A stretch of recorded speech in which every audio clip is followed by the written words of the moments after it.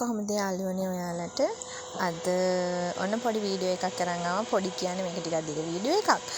මේ ඉතින් ඔන්න පේනවනේ උදේ පාන්දරම අපේ දුව පොත්පත් ටික ඔක්කොම දිග ඇරගෙන ඒවයි වැඩ කරනවා. මම කොහොමද හිතාගෙන ඉන්නේ මෙයා මේ අවුරුද්දේ මොන්ටිසෝරි දාන්න අවුරුදු 1මාරක් වගේ දාන්නම් කියලා හිතන් ඉන්නේ. ඉතින් ඒවටත් බබා හුරු කරන්න එපා. නැත්තම් ටීචර්ටම ඔක්කොම කරන්න හරි අමාරු වෙන ඉස්කෝලේ ගියපුවාම. ඉතින් ඒ වැඩ තමයි. ඉතින් පහුගිය දවස්වල රටට ලොකු කරදර වුණා ගිය අවුරුද්දේ. ඉතින් ඒ හැම දෙයක්ම ආපහු යථාර්ථයට පත් කරගන්න පුළුවන් වෙන්න කියලා මම ප්‍රාර්ථනා කරනවා. හැමෝටම ලංකාව දියුණු කරගන්න, තවත් ලංකාව ඉදිරියට අරගෙන යන්න අපි හැමෝටම හැකි වෙන්න පුළුවන් වෙන්න කියලා අපි ප්‍රාර්ථනා කරනවා. ඔය විදිහට ඉතින් පොත් ටික දිග අරගෙන ඉන්න අතරේ මම අද ලොකු වැඩක් කරගන්න යන්නේ. මේ ගේ තව මට අස් කරගන්න බැරි වෙච්ච තැන් ටිකක් තියෙනවා. ඒ ටික මේ පිළිවෙලක් කරගන්න තමයි මේ මට දෙන්නේ මේ කැමරා කරන්න. මෙයා මේ ලොකු වැඩක්. ඔය ඉන්නේ කැමරාවල් එක. දැන් ඕක ගත්තා නම් හයියෙන් කෑ ගහනවා. ඒ හින්දා මම මේවා කරගත්තා. එයාම ෂේප් කරගන්න එපා. මේ තියෙන්නේ මට අස් කරගන්න බැරි වෙච්ච තැනක්. මේ වගේ දැන් ඇත්තටම කිව්වොත් මං හරි කම්මැලි අස් කරගන්න මේ අපේ පැංචිත් එක්ක මේ වගේ දැන් අස් කරගන්නත් හරි අමාරුයි. මේවා වීදුරුනේ. ආහාරයට මෙහෙට අදිනවා, හෙට මෙහෙට අදිනවා. මේ හින්දා කොහොම හරි අද මේක ඉවර කරගන්න ඕනේ. නැත්තම් ඕක මේ ඔළුවටත් හරි බදයක් කර ඔයාලට එහෙම තියෙනවද දන්නේ අස් කරගන්න බැරි දැන් කරගත්තේ නැතුවම ඕක නිතරම මතක් වෙනවා.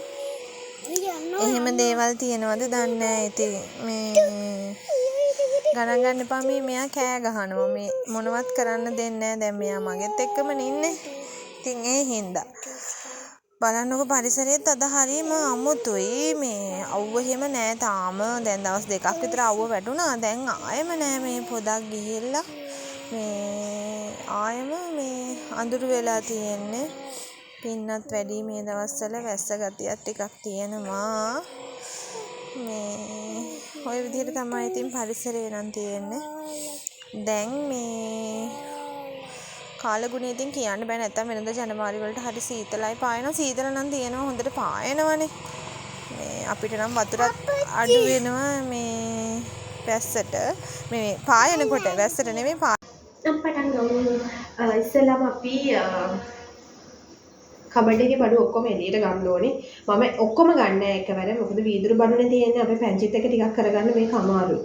ඒ හින්දා ටික ටික කොටස් වශයෙන් අරගෙන තට්ටු පිහලා ඒ ටික අහුරනවා කියලා හිතන් ඉන්නේ. බලමු කොහොමද කරන්නේ කියලා. ඔය විදිහට ඉතින් මම බඩු ටික ටික එළියට ගත්තා. අරගෙන අනේ මන්ද මේ අනවශ්‍ය බඩු ගොඩාක් තියෙනවානේ අපේ ගෙවල් වල. ඔයාලා ගෙවල් වල තියෙනවද දන්නේ නැහැ. මම නම් දැන් ඔක්කොම අයින් කරන්නම් කියලා හිතන් ඉන්නේ. කිසිම අනවශ්‍ය දෙයක් තියාගන්නෙත් නැහැ. සත්තු වැඩි වෙනවා.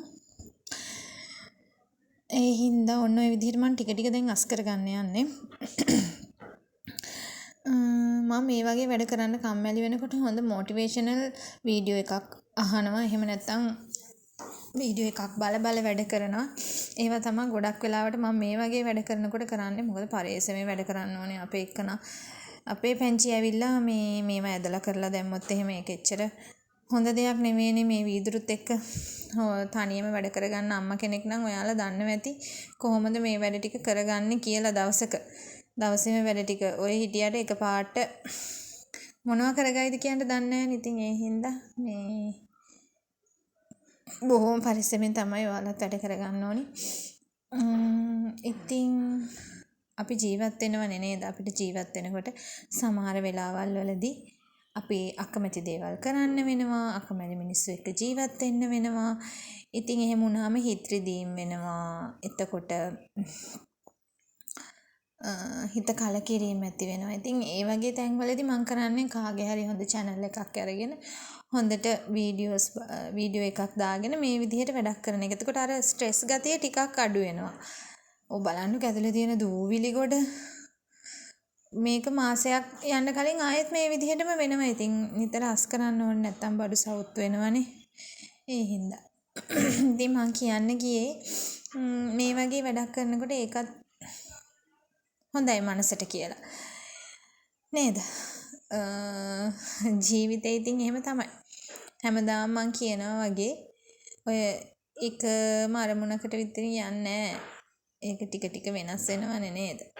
ඔන්න ඉතින් මං උඩ ටික යන්තම් අස් කරගත්තා පල්ලෙහා තට්ටුවෙත් භාගයක් බඩු අස් කරනකොට අර එළියට ඇවිල්ලා එයාට චිත්‍රයක් එතන ඇඳලා දෙන්න කිව්වා. එයාට ඒක මං ඇඳලා දුන්නා.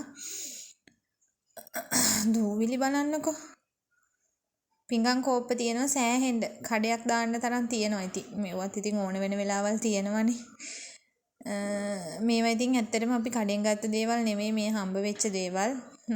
ඔන්න වැඩ ඔක්කොම ඉවර කරලා දැන් උදව් කරන්න ඇවිල්ලා පේනවනේ. හැඳි ටික ඔක්කොම අරගෙන.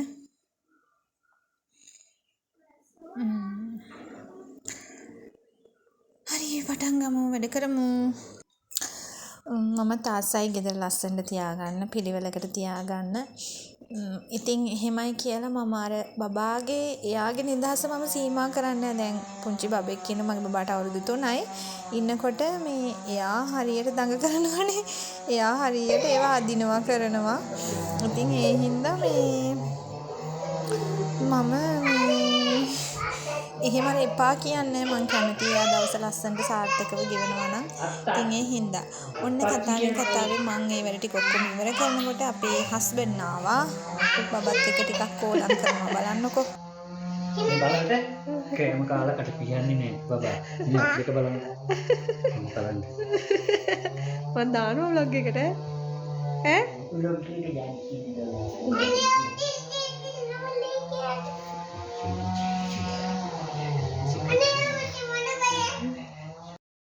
ඉතින් යාළුවනේ ඔන්න අද vlog එක මෙතනින් ඉවර කරනවා. අපච්චිගේ දුවගේ කෝලම් ටික දැක්කනේ.